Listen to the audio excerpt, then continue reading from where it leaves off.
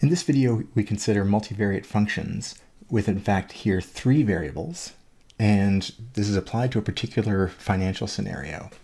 If we look at how much you would pay in dollars per month for a mortgage, there are a number of factors that go into that, but the big 3 are A, the amount of money that was actually borrowed, so how large the mortgage was, R, the annual interest rate, you see that kind of number posted on the bank websites, and T, the amortization period, which is how long you're going to be paying this loan back for.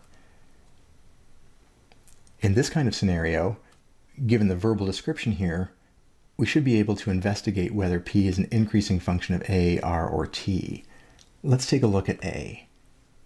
And the test here is always increase A a little bit, the variable you're interested in, and leave the others constant. Don't worry about interrelationships when you're looking at increasing and decreasing or focusing on one variable at a time. And if we increase A, that means we're borrowing more. And assuming that we're using the same interest rate to compare and it's the same amortization rate, we're paying it off over 25 years in 2 scenarios, then we're going to have larger payments. There's no way around that. We're paying back more money over the same time period. And so that tells us that P is an increasing function of A. The bigger A gets, bigger amount we borrow, the more our monthly payments are going to be. Next up, let's talk about R, the interest rate. If we increase R, that means we're paying higher interest.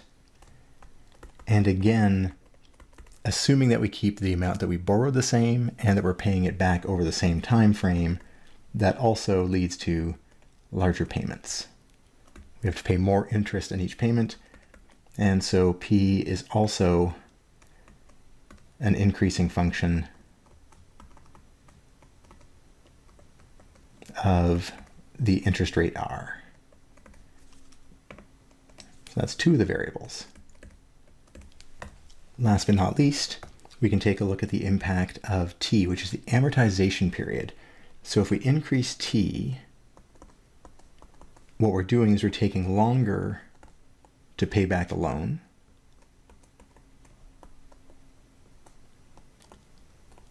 And if we're doing that, the reason it's going to take longer to pay back is that our P is going to decrease. We're going to have smaller payments. And if that's the case, then we would say P is a decreasing function of T. If we do a 25-year mortgage and have certain payments, and we extend it to a 30-year mortgage, the consequences would be that our payments go down, and so we're paying less each time. And notice here there's no ambiguity, because the relationship between the amount borrowed, the interest rate, and the amortization period, if each of the others is kept constant, has a direct impact on the payments we can expect in this scenario. We can also tie back to our earlier work interpreting statements in these kinds of functions. And here we've been given a value for A, R, T, and P. And so we should be able to express this as an English sentence as well.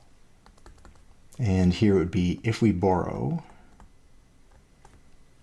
$250,000 for a mortgage at 4% interest annually computed, and with a 10-year amortization, then the monthly payments are the output,